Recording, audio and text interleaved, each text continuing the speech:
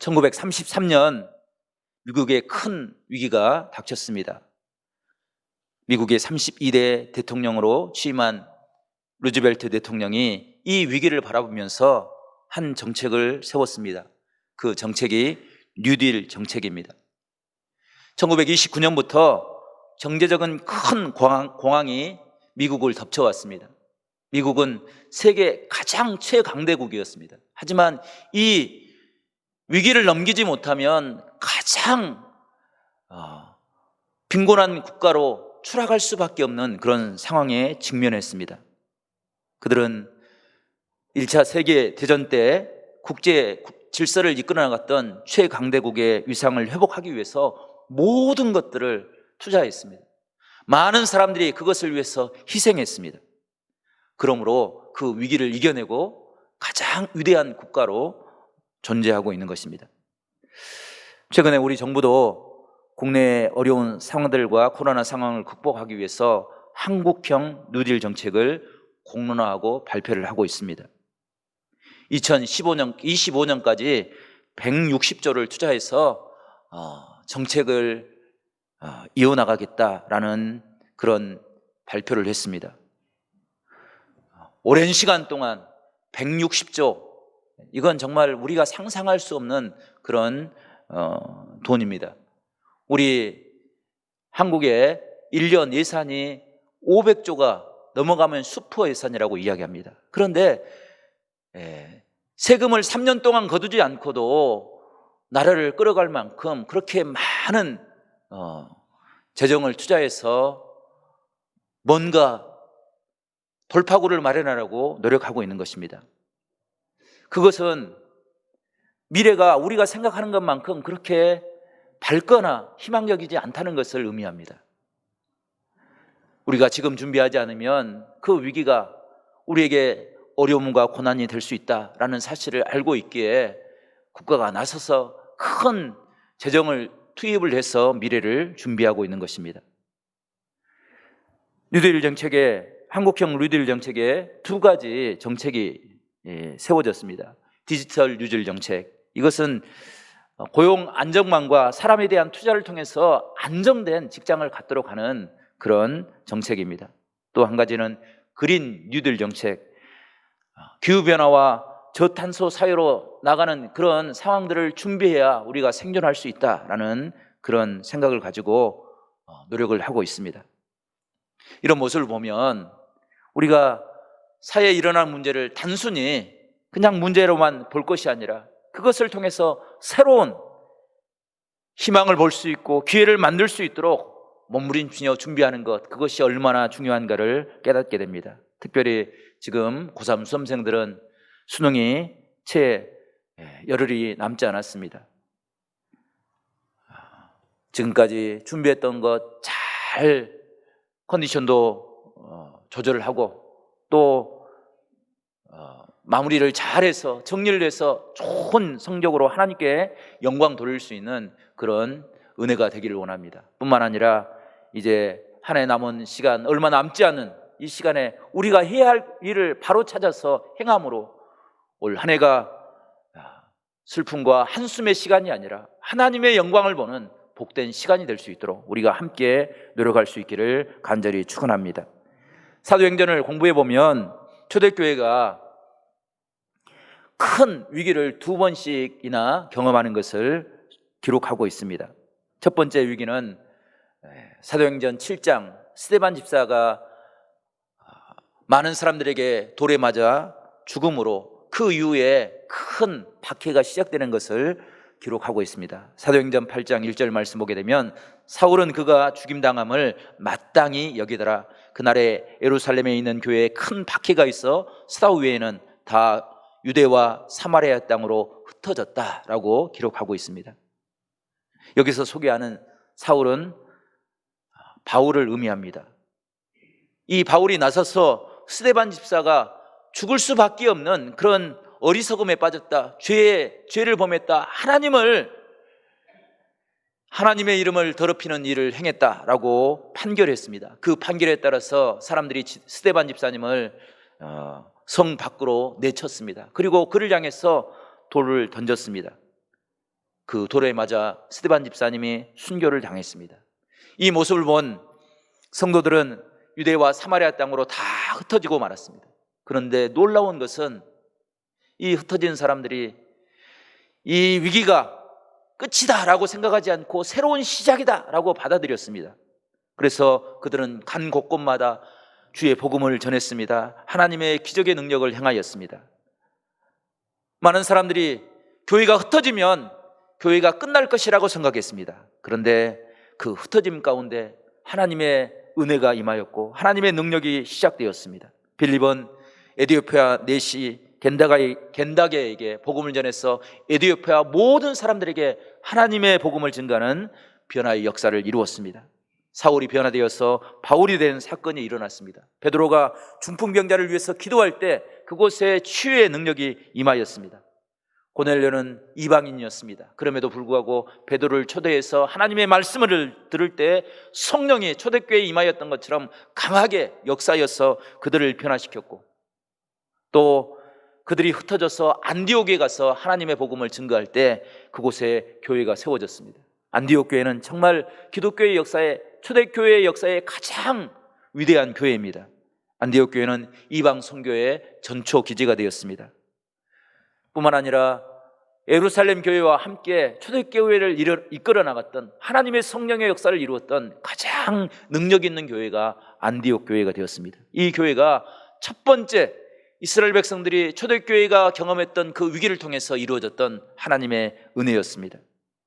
두 번째 위기는 오늘 본문에 등장합니다. 헤롯 아그리파 왕이 되었습니다. 헤롯 아그리파 왕은 헤롯 대왕의 손자입니다. 헤롯 대왕이 어떤 사람입니까? 예수님 이 땅에 오실 때 많은 유아를 학살했던 그런 왕이었습니다. 헤롯 왕가는 로마에서 왕의 권위를 받고 유대인들과 좋은 관계를 맺지 못한 그런 왕가였습니다. 그렇기에 헤롯 아그리파 왕은 유대인들의 눈치를 볼 수밖에 없었습니다. 그는 권모술수에 능한 사람이었습니다. 그래서 자신의 왕권을 유지하기 위해서 뭔가 해야 되겠다라는 생각을 가졌습니다.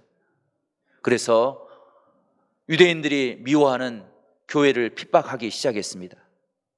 그리고 첫 번째로 했던 것이 요한의 형제 야고보를 목을 쳐서 죽이는 그런 일을 행하였습니다. 이 순교가 사도 중에 가장 처음으로 순교당했던 순교의 사건이었습니다.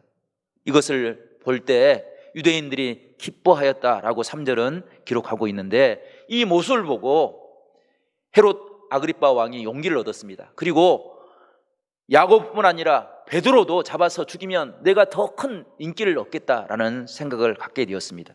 그래서 헤롯 아그리파 왕은 베드로를 붙잡았습니다. 그를 죽이려 했지만 그 기간이 무교절, 유월절을 지나는 그런 절기 가운데 있었습니다. 그 모습을 바라보고 이제 절기가 지나면 베드로를 죽여야 되겠다라는 생각을 갖게 되었습니다. 이런 위기, 교회의 중심 인물이었던 베드로가 옥에 갇히게 되고 죽음을 맞을 수밖에 없고 사도들이 박해로 인해서 생명을 잃는 그런 위기 가운데 초대교회는 흔들리지 아니하고 믿음의 길을 걸어갔습니다. 그 결과가 오늘 24절 읽지 않았지만 24절에 이렇게 기록되고 있습니다. 하나님의 말씀은 흥왕하였더라. 사도가 고난을 당하고 예루살렘 성도들이 어려움을 겪을 때 그들이 하나님의 말씀 안에, 은혜 안에 가려고 신앙의 은혜를 선택할 때 그것이 위기가 아니라 하나님의 역사를 이루는 능력이 되었고 하나님의 말씀이 흥황하는 그런 축복이 되었다라고 오늘 성경은 우리에게 이야기하고 있습니다. 성도 여러분, 우리가 이 말씀을 함께 묵상하면서 우리가 만나는 위기 가운데 우리가 해야 할 일들이 무엇인지를 다시 한번 깨닫고 초대교회가 경험하였던 이 하나님의 흥황하는 역사, 하나님의 뜻을 이루는 복된 귀한 신앙의 능력을 우리 모두가 회복할 수 있기를 간절히 축원합니다. 성도 여러분, 초대교회 성도들이 행한 것은 무엇입니까? 그들이 위기에 빠졌을 때 그들은 그 위기를 단순한 위기로 보지 않고 하나님의 은혜를 깨닫고 그것을 내 입술로 하나님의 살아계심을 간증할 수 있는 간증의 기회라 생각하고 그 간증을 이루기 위해 하나님의 은혜 앞에 엎드려 기도하였습니다. 성도 여러분, 누가 간증을 하며 사는 사람입니까? 무엇이 간증의 주제입니까? 그것은 하나님의 은혜에 대한 경험입니다. 누가 하나님을 경험할 수 있습니까? 하나님의 뜻을 구하고 하나님의 은혜 앞에 엎드려 기도하는 사람만이 하나님을 경험할 수 있습니다. 아무리 큰 축복을 받아도, 아무리 건강한 사람이라 할지라도 하나님의 뜻을 깨닫지 못하면 우리는 그것을 하나님의 은혜라 고백하지 않습니다. 창세기를 보게 되면 야곱은 지혜가 출중한 사람이었습니다. 그 지혜를 가지고 했던 것은 아버지의 마음을 아프게 하고 형의 축복권을 빼앗는 것, 그가 가는 곳마다 갈등을 일으켰습니다. 그는 하나님을 간증하는 사람이 아니라 하나님의 이름을 더럽히는 그런 부끄러운 삶을 사는 그런 사람이었습니다. 그런데 그가 하나님을 만나고 약복강에 엎드려 기도하였습니다. 하나님 앞에 엎드려 기도할 때 하나님께서는 그가 품고 있는 지금까지 자신의 겉모술수로 지혜로 어지럽게 했던 삶의 모습들을 정리해 주시고 하나님을 고백하며 간증할 수 있는 그런 은혜를 베풀어 주었습니다. 성도 여러분, 우리에게도 이런 축복이 있기를 간절히 축원합니다. 교회사를 연구해 보면 교회가 평안하고 복된 시간들을 보냈던 시간들이 많지가 않습니다. 교회는 늘 외부의 핍박을 받고 내부의 갈등을 겪어왔습니다. 그럼에도 불구하고 교회가 넘어지지 않고 날마다 부흥의 역사를 이룰 수 있었던 것은 그 순간에 사람의 방법을 선택하지 아니하고 하나님의 방법을 선택하고 하나님의 은혜로 엎드렸기에 그런 믿음의 역사를 이룰 수 있었던 것입니다. 이것은 매우 단순한 논리인 것 같지만 우리 교회가 결코 잊지 말아야 될 신앙의 은혜입니다. 우리 성도들이 위기의 순간에 우리가 꼭 기억하고 우리가 회복해야 될 신앙의 은혜인 줄로 믿습니다. 하나님 앞에 엎드려 기도할 때 하나님께서는 초대교회를 불쌍히 여겨주시고 하나님의 기적의 은총을 베풀어 주셨습니다. 오늘 5절 말씀 보니까 이에 베드로는 옥에 갇혔고 교회는 그를 위하여 간절히 하나님께 기도하였다라고 기록하고 있습니다. 성도 여러분, 기도할 때, 신앙의 방법을 선택할 때, 하나님의 은혜를 구할 때 그 문제들이 온전히 풀려졌습니다. 만약 초대교회가 신앙의 방법을 선택하지 않고 아그리빠 왕이 겉모술수가 능한 사람이라고 해서 그를 찾아가서 협상하거나 거래를 했다고 가정을 하면 아마 아그리빠 왕이 겉모술수에 능한 사람이기에 그 당시의 위기는 피할 수 있었을 수도 있습니다. 그러나 그 방법을 선택했다고 한다면 교회는 지금까지 존재할 수가 없었을 것입니다. 그 이후에 교회는 사람의 방법이 교회에 가능했기 때문에 교회는 자멸하고 말았을 것입니다. 신앙의 본질을 잃어버리면 교회는 더 이상 교회가 아닌 것입니다. 그래서 우리는 날마다 하나님의 신앙을 선택하는 것입니다. 십자가를 선택하는 것입니다. 주님께서 우리에게 구원의 은총을 베풀어 주셨던 용서와 구원의 상징인 그 십자가 앞에 엎드려 기도함으로 하나님의 뜻을 이루려고 하나님의 은혜를 갈망하며 기도하는 것입니다. 성도 여러분, 시험에 들지 않기 위해서 우리가 끼어 기도할 수 있기를 간절히 바랍니다. 그리함으로 하나님을 간증하며 살아갈 수 있는 복된 역사가 우리 가운데 있기를 간절히 축원합니다. 찬송가 288장 예수로 나의 구주 삼고 성령과 피로써 거듭나니 이 세상에서 내 영혼이 하늘의 영광 누리도다. 이것이 나의 간증이요 이것이 나의 찬송일세.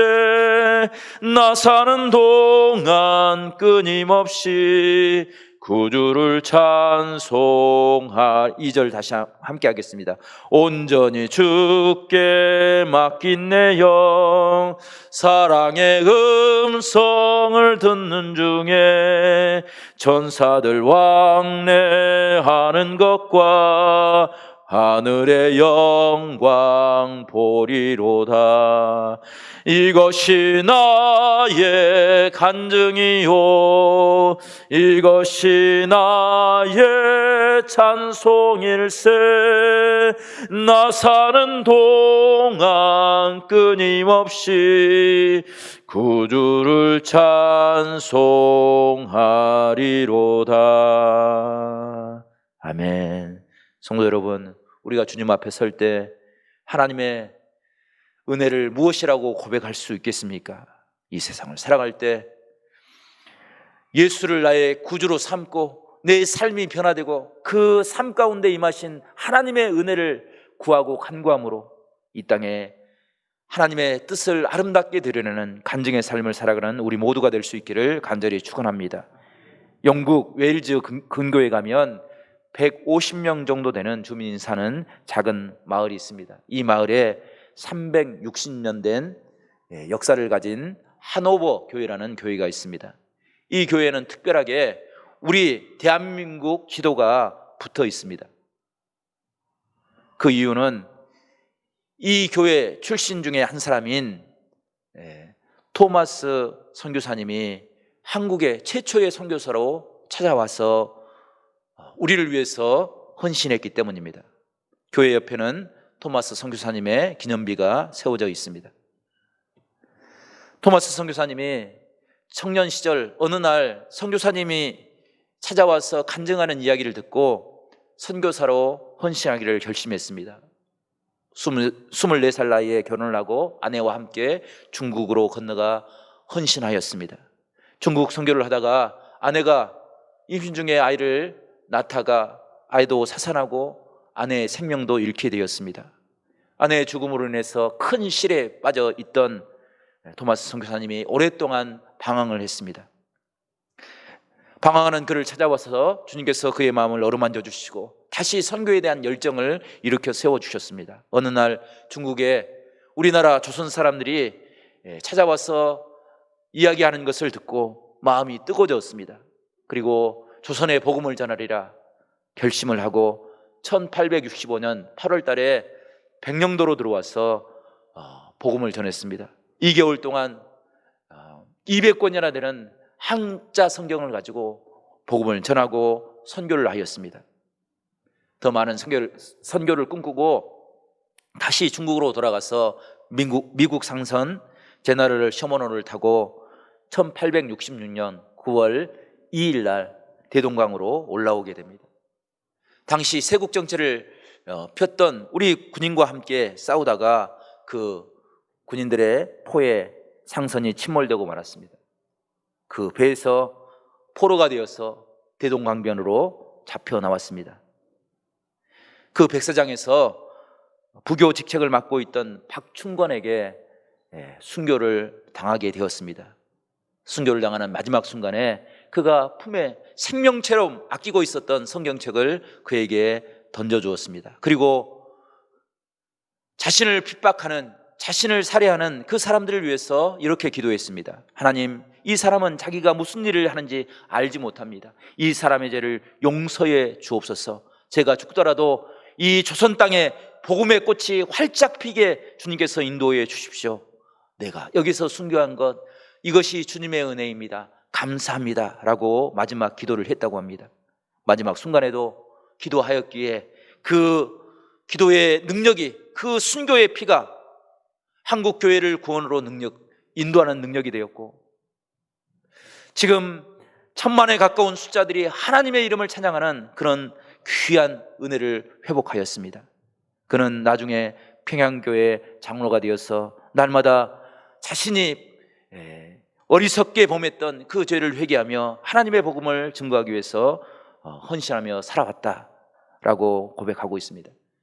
우리는 기독교의 역사를 바라보면서 토마스 선교사님을 우리의 간증으로 고백하고 있습니다.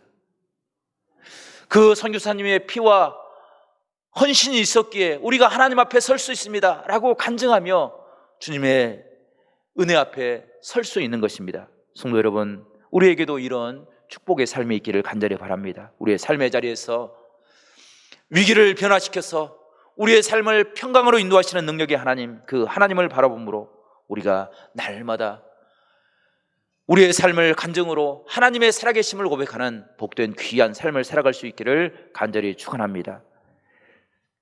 두 번째로, 우리는 날마다 위기 삶 가운데 간증의 삶을 고백하기 위해서 주님을 주목하는 그런 은혜의 삶을 살아가야 될 줄로 믿습니다. 베드로는 옥에 갇혀서 아무것도 할 수 없는 그런 위급한 상황 가운데 빠져 있었습니다. 하지만 아무것도 할 수 없는 상황이라 할지라도 모든 일이 끝난 것은 아니었습니다. 그때 교회가 그를 위해서 기도하였습니다. 그 기도를 들으시고 주님께서는 하나님의 천사를 보내셨습니다. 오늘 7절 말씀 보게 되면 하나님의 천사가 호련히 베드로가 있는 그곳에 나타나게 되었습니다. 호련이라는 말은 우리말로 이야기하면 갑자기라는 말입니다. 사람들의 눈에 보기에는 갑작스럽게 천사가 그 감옥에 나타난 것으로 보입니다. 그러나 천사가 나타난 이유는 분명합니다. 온 성도들이 하나가 되어서 주님 앞에 엎드려 기도할 때 하나님께서는 그 기도의 응답으로 천사를 보내주셨습니다. 베드로가 순교하기 직전 그 전날 하나님께서 그를 지키시라고, 그를 구원하시라고 천사를 보내주셨습니다.